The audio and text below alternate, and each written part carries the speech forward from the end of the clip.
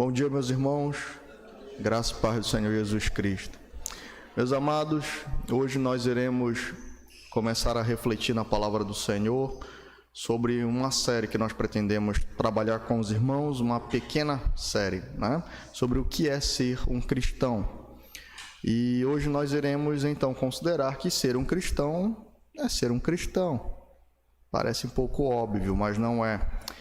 Dentre as palavras do Novo Testamento que são empregadas para os crentes, a palavra cristão, de fato, é uma palavra bíblica utilizada para definir o povo do Senhor no Novo Testamento. Então, hoje vamos até Atos, no capítulo 11. Nós temos aqui um dos três textos que a Escritura utiliza para falar ou chamar o povo de Deus de cristãos. Atos, capítulo 11.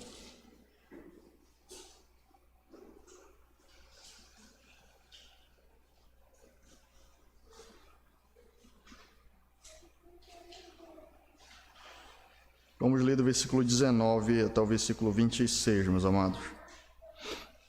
À medida que a amada igreja encontrar, vamos colocar de pé para a leitura da palavra do Senhor.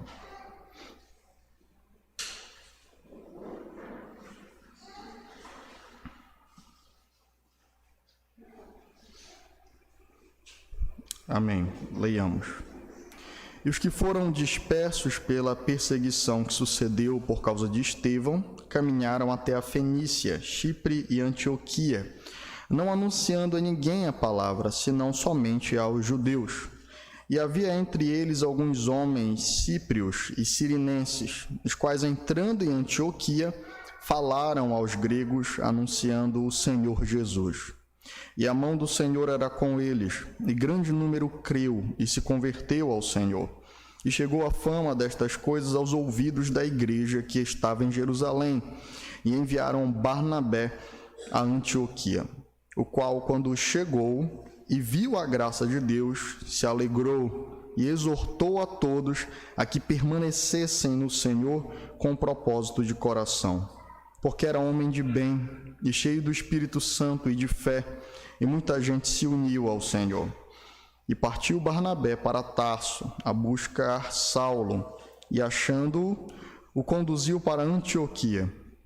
E sucedeu que todo um ano se reuniram naquela igreja, e ensinaram muita gente, e em Antioquia foram os discípulos pela primeira vez chamados cristãos.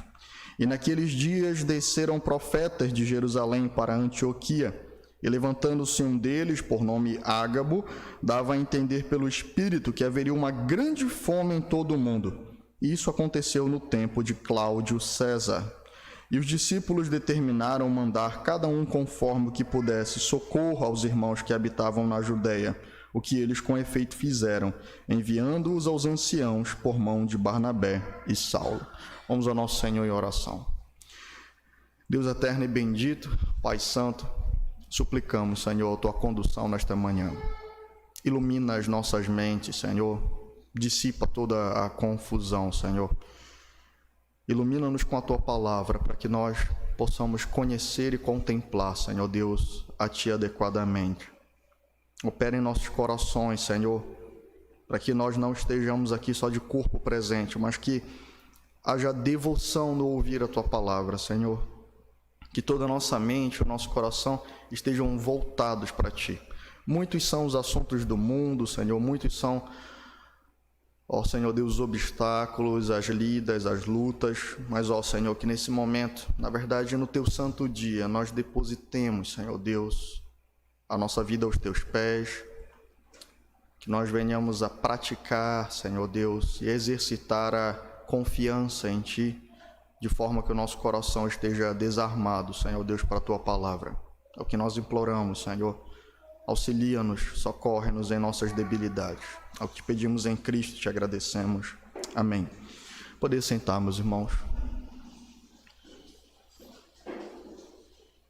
Bom, como nós lemos no próprio texto, aqui pela primeira vez os discípulos foram chamados cristãos.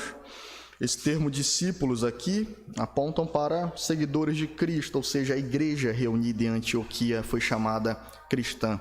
É interessante, meus irmãos, observar o contexto da formação da igreja em Antioquia. Se os irmãos lembrarem bem, nós temos ali no capítulo 1 o Senhor Jesus anunciando que a igreja seria testemunha do Senhor em Jerusalém, na Judéia, em Samaria, até o confim da terra. Ou seja, a missão da igreja agora era anunciar o evangelho. O Senhor manda que eles esperem, então, até que o cumprimento da promessa do Espírito seja entregue. Em Atos 2, então, nós vemos o Senhor executar a promessa da abundância, da plenitude do Espírito sobre a igreja, e depois, então, a igreja deve cumprir a ordem que o Senhor enviou, de espalhar o evangelho até os confins da terra. Isso não acontece. Por algum motivo, talvez pelo entendimento ainda muito restrito de que o Messias pertencia aos judeus, eles permaneceram em Jerusalém, e a igreja ali se desenvolveu e cresceu e se tornou um núcleo duro, mas não saía de Jerusalém. E a ordem do Senhor, então, não estava sendo executada pela igreja. Havia edificação, haviam conversões genuínas. No final do capítulo 2 de Atos, nós vemos que o Senhor acrescenta 2.000 pessoas à igreja do Senhor, 3.000 pessoas à igreja do Senhor. Nós vemos que o texto finaliza dizendo que a cada dia era acrescentada à igreja do Senhor mais cristãos, mas a igreja não saía de Jerusalém. Havia, portanto, em meio à graça e à abundância das promessas do Senhor, desobediência também. Até que inicia-se uma grande perseguição, irmãos, em Jerusalém.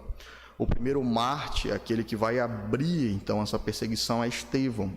Nós lemos a sua defesa no capítulo 7, e então, a partir do capítulo 8, 9 e 10, nós vemos a igreja se espalhando por conta desta perseguição.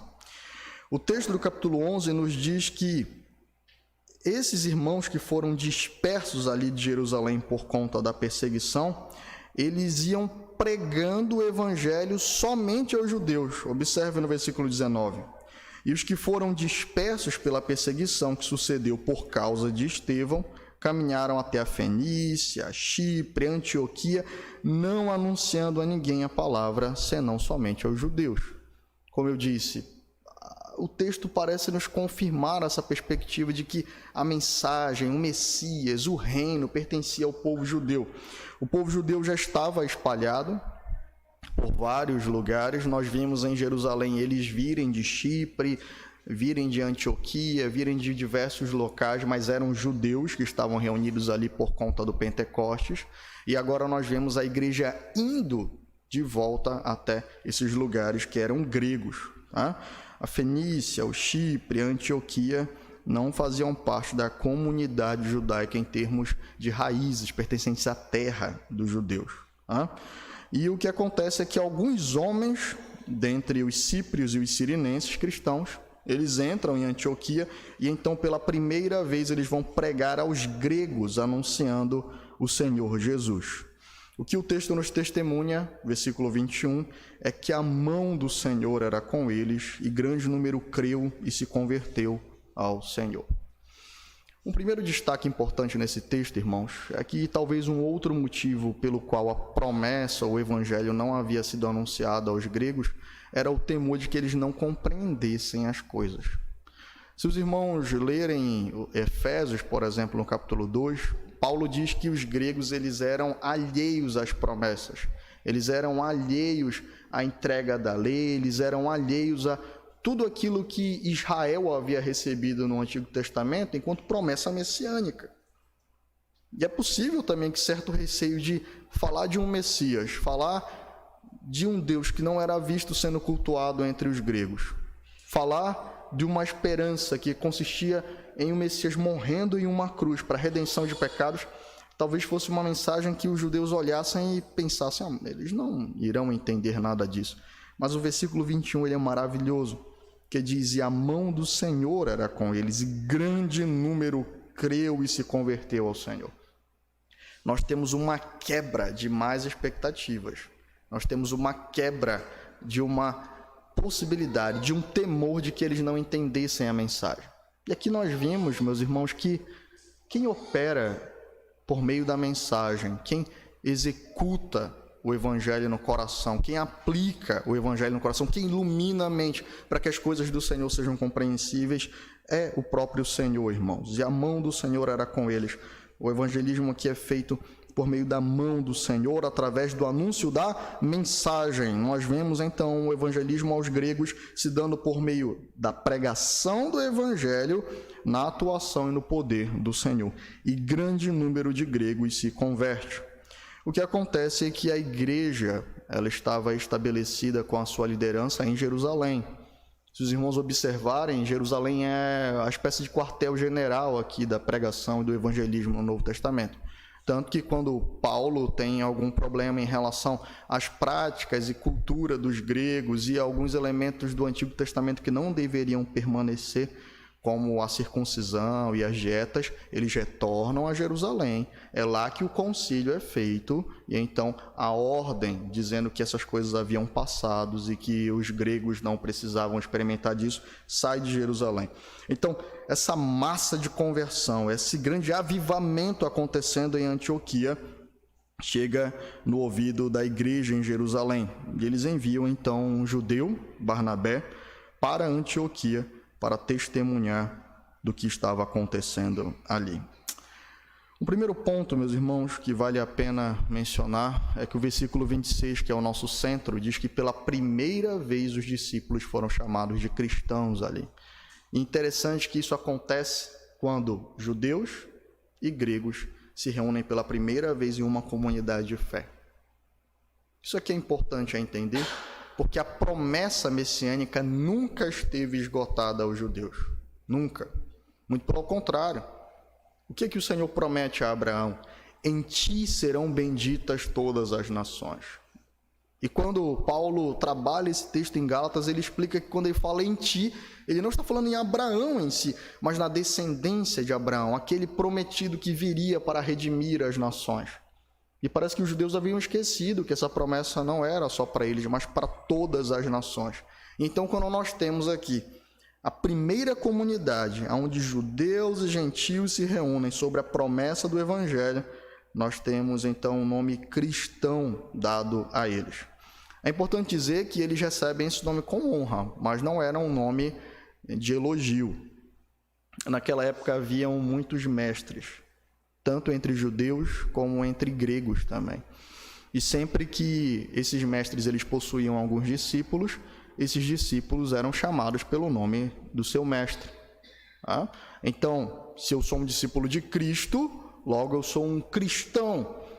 Mas esse nome dado aos crentes, ele era como se os gregos estivessem identificando os cristãos como mais uma seita que nasce ali. Mas isso não era real para eles, muito pelo contrário.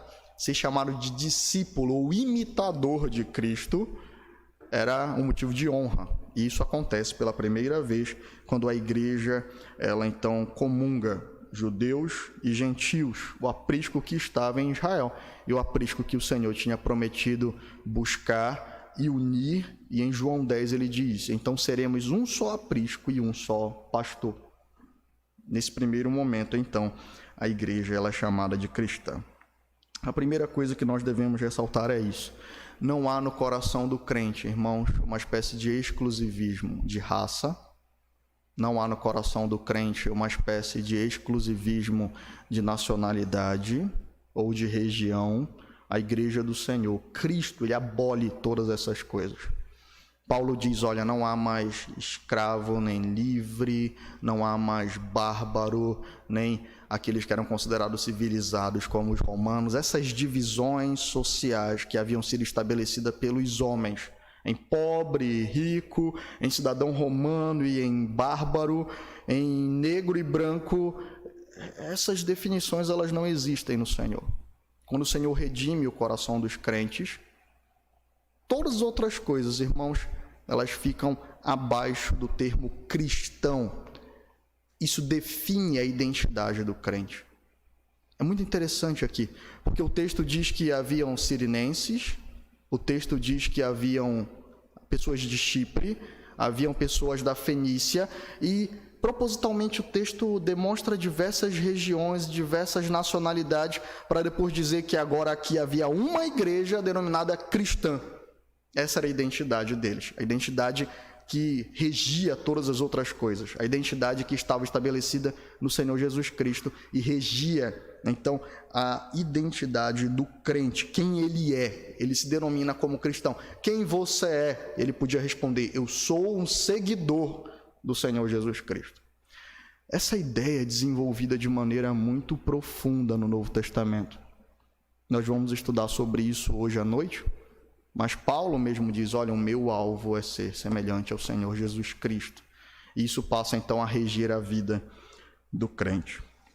A primeira aplicação que nós temos então aqui desse texto, meus irmãos, é que ser um cristão significa se reconhecer ou reconhecer a sua identidade como alguém que está em Cristo, que é seguidor de Cristo, que tem em Cristo o seu exemplo, que tem em Cristo aquele que ele deve observar e imitar. E as pessoas geralmente fazem essa pergunta para a gente no dia a dia, né? O que você é? E é interessante como a nossa sociedade aprendeu a reduzir o que nós somos a determinados aspectos da realidade. O mais comum é dar a profissão. O que você é? Eu sou um comerciante. O que você é? Eu sou um advogado. Você é um advogado? Será que a tua existência, a sua identidade pode ser reduzida a isso, a ser uma profissão? Mundanamente, eles também têm feito isso em outros aspectos. Algumas pessoas têm reduzido toda a existência e toda a complexidade da humanidade a um aspecto diminuto, restrito, da sexualidade, por exemplo. Outros a cor. Existem pessoas que vivem e militam e colocam a sua identidade a um aspecto tão reduzido da realidade, tão minuto, tão diminuto. O crente não, ele diz: eu sou um cristão. A minha identidade se encontra em Cristo. Eu sou um seguidor de Cristo. Essa é a resposta que vem ao coração e à mente de um cristão. O que você é? Você, como crente, quando alguém pergunta o que você é, mesmo que haja necessidade de comunicação social, na sua mente, no seu coração, o que vem como resposta é isso: eu sou um cristão. Nas suas epístolas, Paulo vai utilizar essa expressão. Ele fala: eu sou um escravo de Cristo. Não, eu vou abrir no final para perguntas, tá bom, meu irmão? Porque não é uma aula, e sim uma exposição, tá bom? É interessante entender que, por exemplo, Paulo, quando escreve as suas epístolas, ele utiliza esse termo: eu sou um escravo de Cristo. Não era legal ser um escravo, meus irmãos, naquela época. Hoje também não é. Mas naquela época significa pertencer a alguém, ser uma propriedade, uma coisa. Não ter vontade. Submeter a sua vontade ao próprio Senhor Jesus Cristo. Então, quando Paulo diz: eu sou um escravo de Cristo, eu sou um cristão, essa é a maior honra que eu carrego. Paulo diz: olha, eu não quero ser reconhecido por nada mais a não ser isso. Sou da tribo de Benjamim, circuncidado ao 8º dia, fariseu dos fariseus, príncipe, e reputei tudo isso por lixo para conhecer a Cristo Jesus. É isso que ele vai dizer em Filipenses 3. Portanto, o crente tem como maior orgulho, ele tem como a sua identidade, ele tem como o melhor título que lhe foi dado, dizer que ele pertence a Cristo, que ele é um cristão. E o interessante é que Barnabé vai utilizar exatamente essa expressão quando ele chega em Antioquia. Observe o versículo 23. Ele diz: o qual, quando chegou e viu a graça de Deus, se alegrou e exortou a todos a que permanecessem no Senhor com propósito de coração. Então Barnabé chega para poder identificar se o que estava acontecendo em Antioquia era de fato um ato do Senhor ou se era alguma empolgação entre os gregos, alguém utilizando o nome de Cristo para criar uma nova seita. Esse é o propósito que os discípulos enviou Barnabé até Antioquia. E Barnabé chega a Antioquia. E, meus irmãos, é formidável o que ele diz aqui. Ele diz: quando ele viu a graça de Deus, ele se alegrou e exortou a todos que permanecessem no Senhor com propósito de coração. Como eu disse aos irmãos, a palavra permanecer aqui é estar entregue, pertencer a Cristo, estar alicerçado, ter a sua existência agora centralizada nele. Quando Barnabé chega na igreja, ele olha para aqueles irmãos e diz: eles são cristãos. Ele reconhece a graça de Deus. Ele testemunha de conversão. Ele chega até Antioquia, no meio dos gregos, e diz: eles estão experimentando da mesma redenção que nós experimentamos. E aqui nós temos um segundo aspecto. Ser um cristão é permanecer no Senhor, irmãos. É permanecer no Senhor.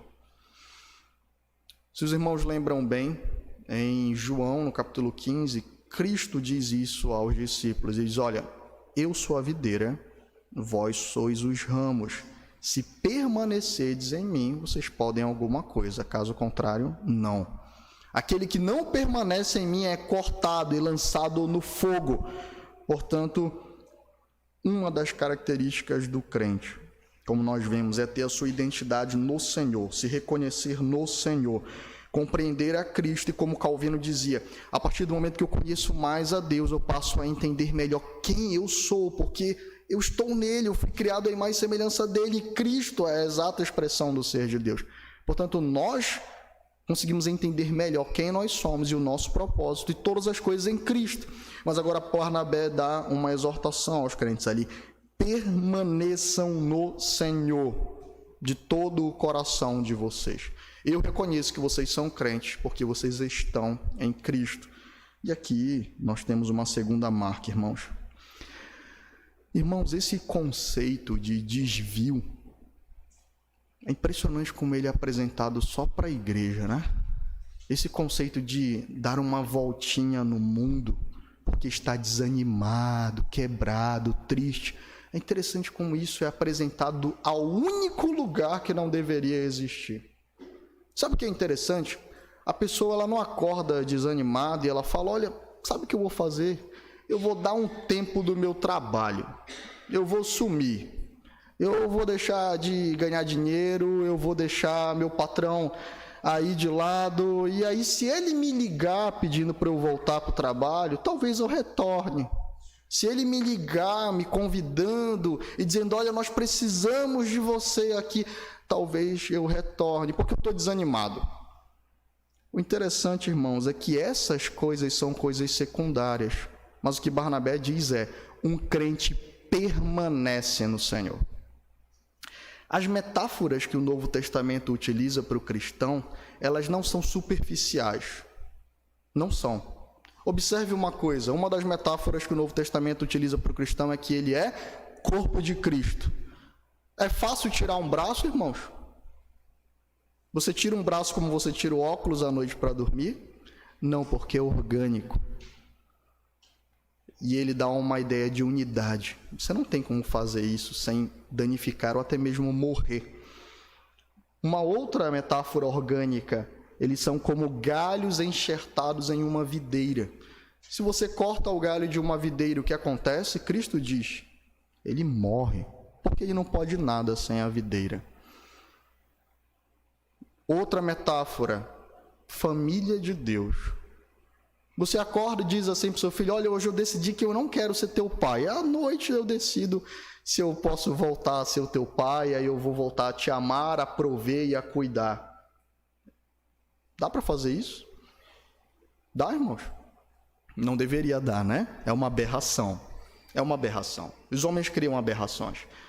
Eles criam uma aberração, por exemplo, de um esposo chegar para a esposa e dizer: olha, a partir de hoje eu não quero mais ser teu esposo. Sabe o compromisso de prover, de cuidar, de sustentar? Pois é, não dá hoje. Vamos dar um tempo. Talvez a gente volte. Isso são aberrações. Tá? Mas essas são as metáforas que o Novo Testamento utiliza para um crente. O que o Senhor quer dizer para nós? É que essa união do crente com a igreja está alicerçada na união do crente com o próprio Cristo. E essa unidade ela não pode ser desfeita, irmãos. Não faz parte da natureza do cristão abandonar o Evangelho, abandonar a igreja, abandonar a Cristo, não permanecer nele, de maneira que foi cunhado um termo para aqueles que fazem isso. Alguém lembra de mente qual é? Apóstata. Apóstata. Aquele que abandona a igreja, aquele que abandona o evangelho, aquele que é conduzido pelas coisas do mundo. Ele abandona a igreja, abandona a Cristo, abandona o evangelho, mas as outras coisas ele não abandona, porque o coração dele está unido de fato a essas coisas. E na nossa sociedade, principalmente ao emprego, né? O coração dele está unido ali, ele enxerga aquilo como o seu ídolo, o seu provedor, ele enxerga como a sua identidade, ele enxerga como o seu nível de pertencimento, as suas responsabilidades, os seus compromissos, ou seja, toda a vida está voltada para lá. Não entendo errado, não estou falando contra o emprego, mas quem ocupa esse lugar na vida é a igreja do Senhor, porque isso testemunha da nossa unidade com Cristo. Deu para entender, irmãos? Permaneçam no Senhor.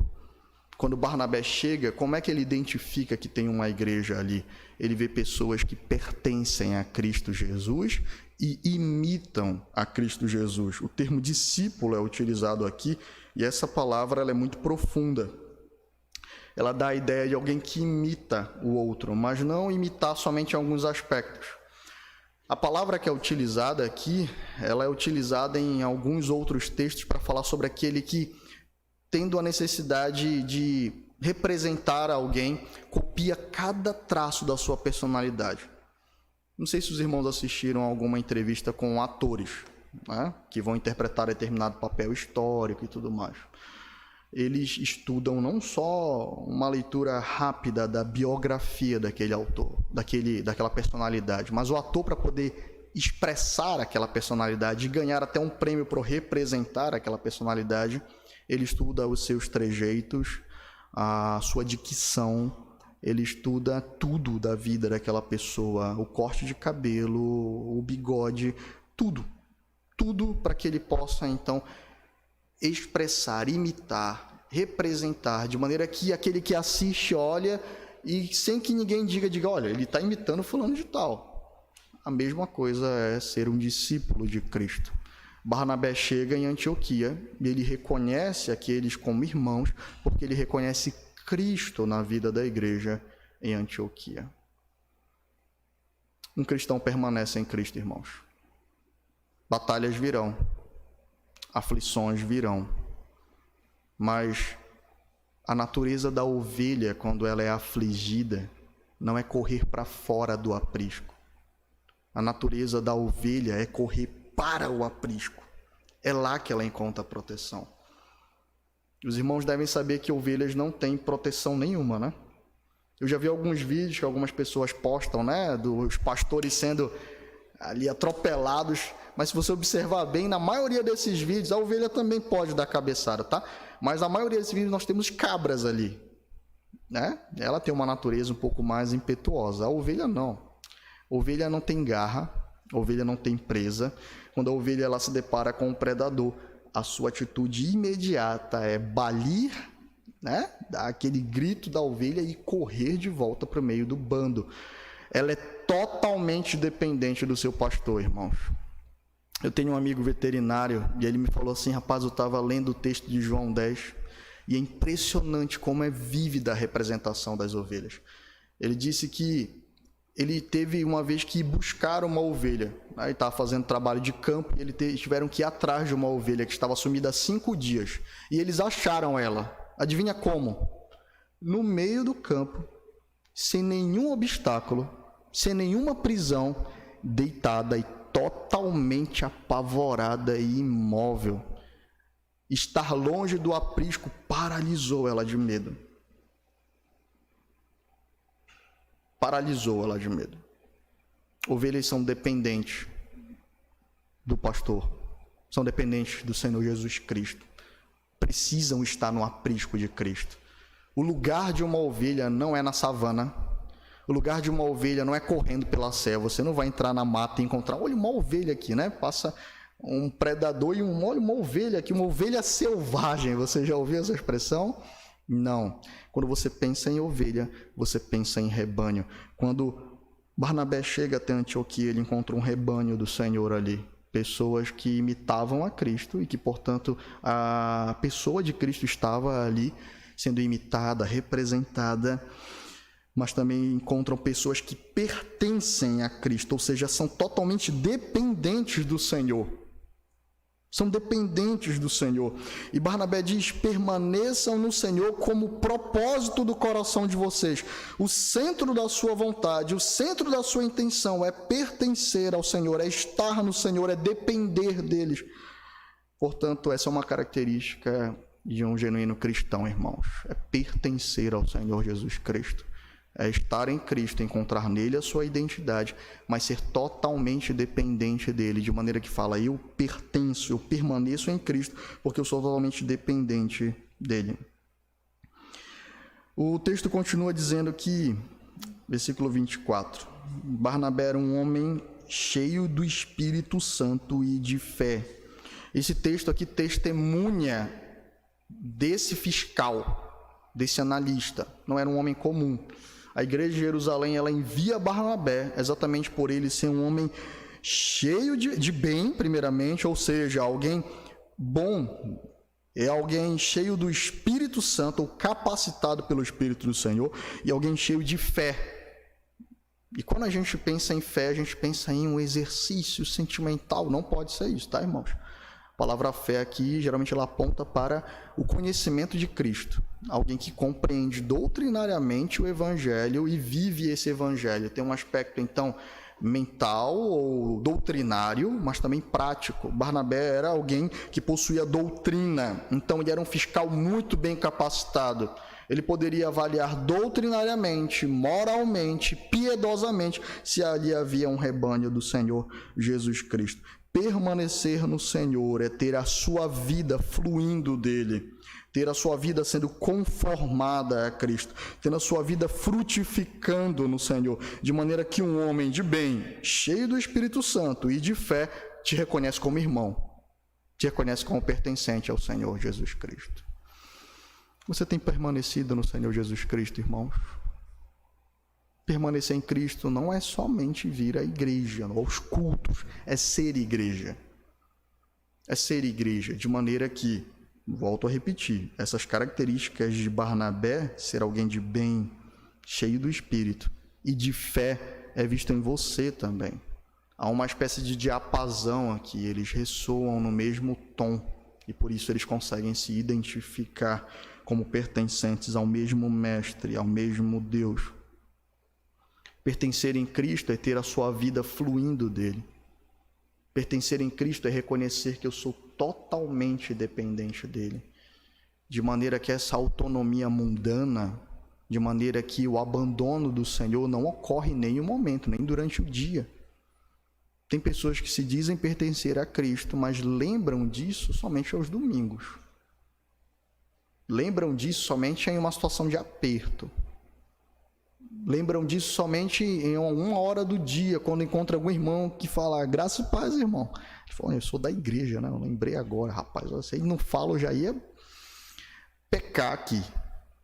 Pertencer a Cristo é ter como centro do coração a compreensão de que tudo eu dependo dele e, portanto, eu passo a viver para ele também.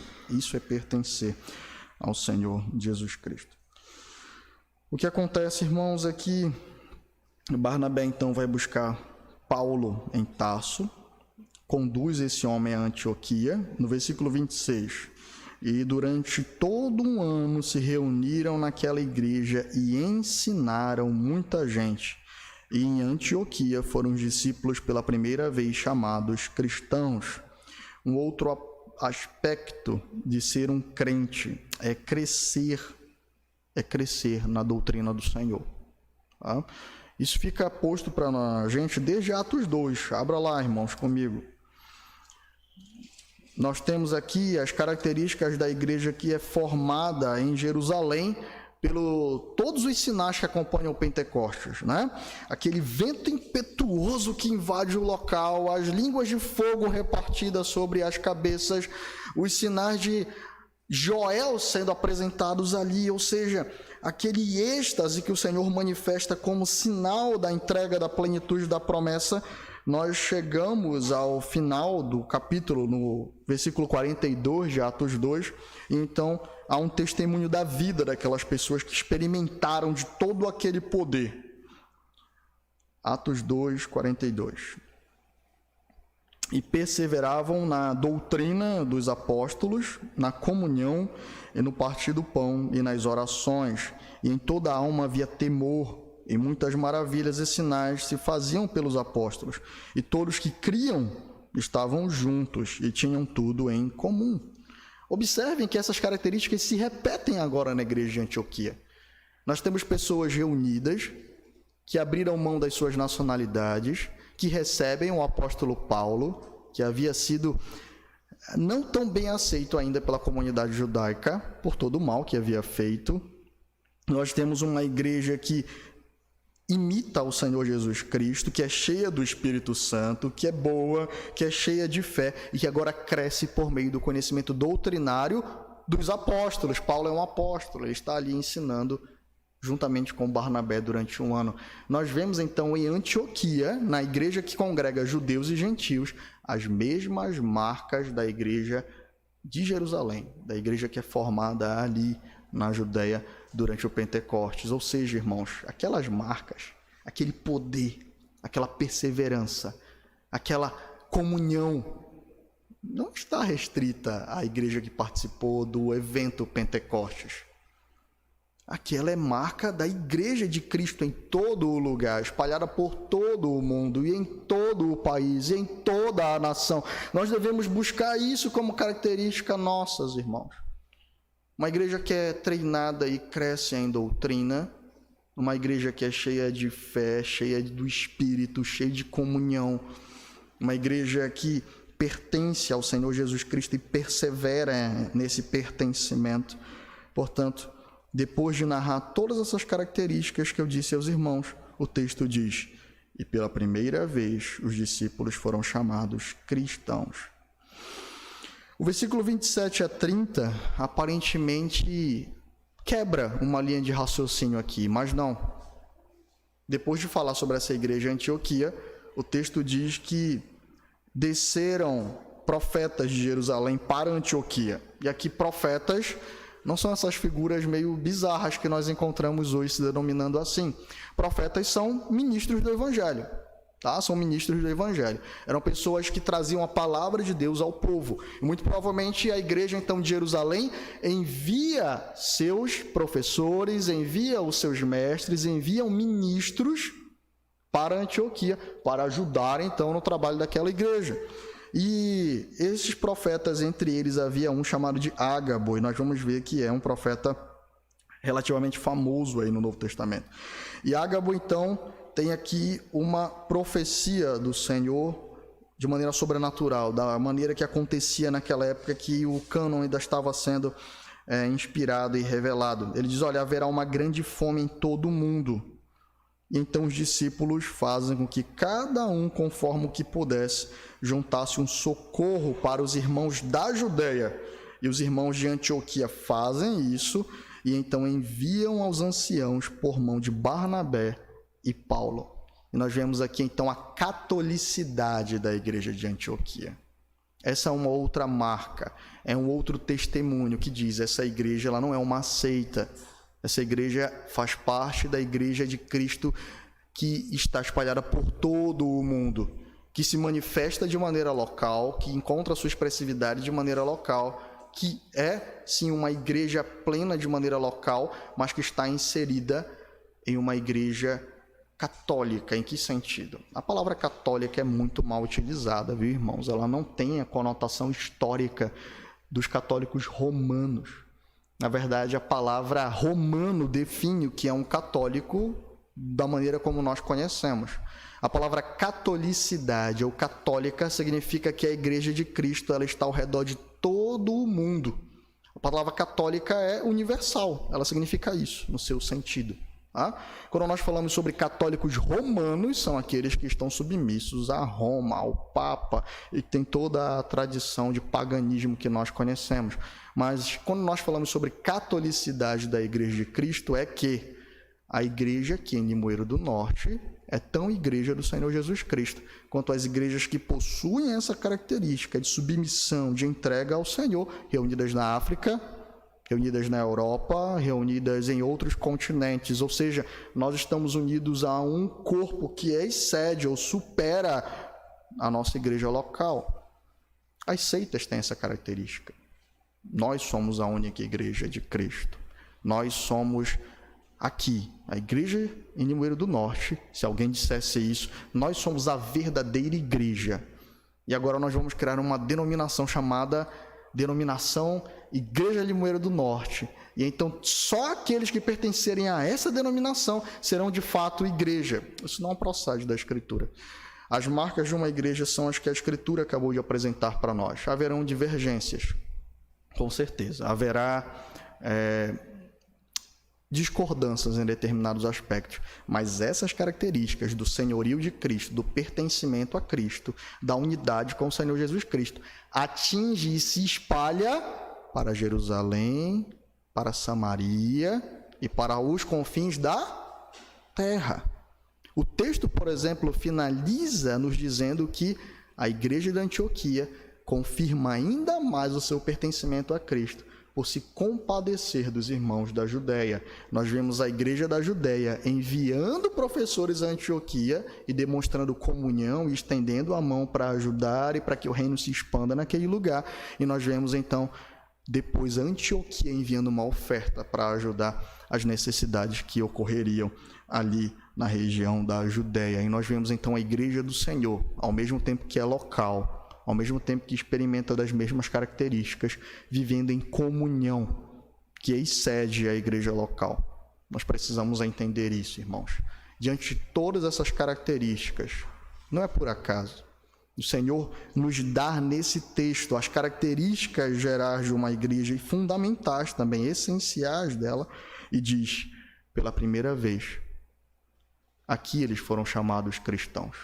Em meio a todo esse contexto, em meio a todas essas características, em meio a todas essas provas, eles foram chamados de cristãos. Portanto, irmãos, ser chamado de cristão é algo muito mais sério do que as pessoas declaram por aí. Não é dizer no texto do IBGE, no censo do IBGE, né? Olha, eu sou um cristão. Qual a sua religião? Cristão. Essa banalização não vem da Escritura. Ser um cristão é ter a sua identidade em Cristo e em ninguém mais. Ser um cristão é pertencer e depender cotidianamente do Senhor Jesus Cristo. Não é o abandono, não é a apostasia, não é tratar a igreja como brinquedo, não é tratar a união com Cristo como brinquedo, porque a igreja ela expressa essa união. A união mística que um crente pessoalmente tem com Cristo é visto na comunhão com a igreja, porque ela é o corpo de Cristo. Portanto, isso é uma marca do crente, não é a apostasia, não é o abandono. E nós vemos também que é uma igreja que cresce, ela se torna cheia do Espírito por meio do ensino, por meio do aprendizado da palavra, por meio do conhecimento do Deus que se revela na Escritura.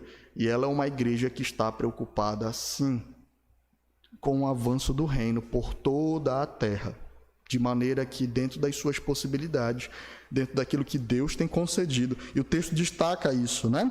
No versículo 29, os discípulos determinaram mandar cada um conforme o que pudesse socorro aos irmãos que habitavam na Judéia. Conforme, então, as nossas possibilidades, precisamos nos preocupar, sim, com outras igrejas irmãs, manter comunhão, desenvolver ajuda, fazer essa troca onde nós vemos aqui professores, mestres, ministros, então, frequentando as igrejas e ensinando de maneira que o evangelho e o reino avance por toda a terra. Essas são características de um cristão, irmãos. Não é simplesmente dizer, eu me professo um cristão, e hoje em dia tem o cristão nominal, né? Aquele que, não, olha, Cristo é um cara legal, mas eu não tenho essa prática, essa vivência de algumas outras pessoas que dizem crente. ou a maneira genérica que os dias sombrios de hoje também têm colocado, né? Pessoas que, por conta de toda a perseguição que nós temos ideológica, todas as perseguições que nós temos contra a igreja, chamam os católicos romanos também de irmãos. Olha, não, mas nós temos que unir porque nós todos somos cristãos. Não cabe no mesmo barco, não cabe no mesmo Cristo. Qualquer pessoa que professe Cristo e mais alguma coisa não está no Senhor, por causa da segunda característica. Um cristão é totalmente, suficientemente pertencente, dependente e submisso a Cristo Jesus e somente a Ele. Portanto, irmãos, devemos levar esse título, esse nome, com mais alta dignidade, lutando para que ele não seja banalizado e tendo a missão de Barnabé, de analisar também se de fato nós estamos diante de cristãos ou não. Barnabé chega na igreja de Antioquia, ele vê a graça de Deus, ele vê Cristo sendo vivido, representado, sendo experimentado pela igreja, ele vê a vida do Senhor, a transformação do Senhor, vê pagãos transformados. Ele consegue reconhecer a igreja de Jerusalém, que vinha de toda uma tradição de pregação, das promessas messiânicas, dos símbolos do Antigo Testamento. Ele chega em Antioquia e vê a mesma vida de pessoas que não tinham recebido isso anteriormente. Mas e se ele não visse? Você acha que Barnabé ia fazer o quê?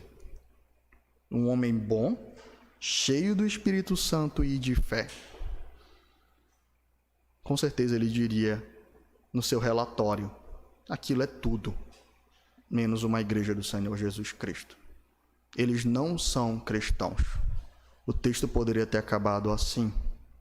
Eles não são pertencentes a Cristo. Eles não permanecem no Senhor. Eles não têm vida com o Senhor.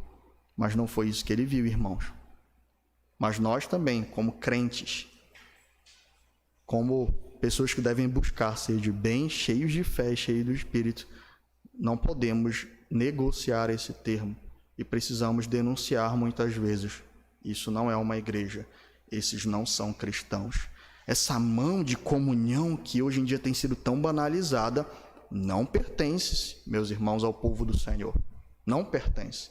Porque eles não banalizam o evangelho que experimentaram, eles não banalizam a morte do Senhor Jesus Cristo, eles não banalizam as promessas e as características dadas na Escritura. Portanto, quem determina que alguém é um cristão ou não, não é Barnabé aqui. Ele apenas testemunha. Quem determina é o Senhor. As características que ele sabia que deveria buscar, porque o Senhor havia determinado isso, ele encontra e então ele testemunha. Eles têm a característica que o Senhor deu, eles são cristãos, mas quando não tiverem, nós também devemos dizer: eles não possuem o testemunho do Senhor, portanto não possuem também o nosso testemunho.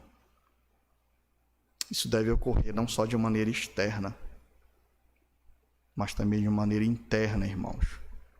E aqui está a prática da disciplina e a prática da recepção de membresia.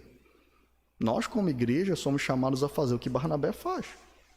Na recepção de membros, nós testemunhamos: você é um cristão. Se junte a nós, você está permitido a se juntar a nós. Nós viramos a chave de ligação, que é entregue em Mateus 18.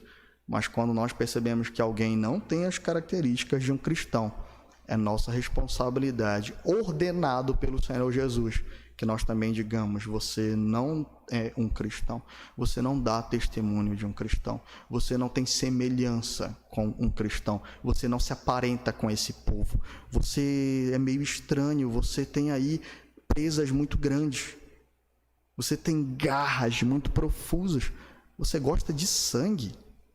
Ovelha não é essa alimentação da ovelha, não é essas características de uma ovelha. Não são essas marcas que nós encontramos em uma ovelha de Cristo, em um cristão. Portanto, caberá então também a disciplina em seu grau mais elevado, que é a exclusão.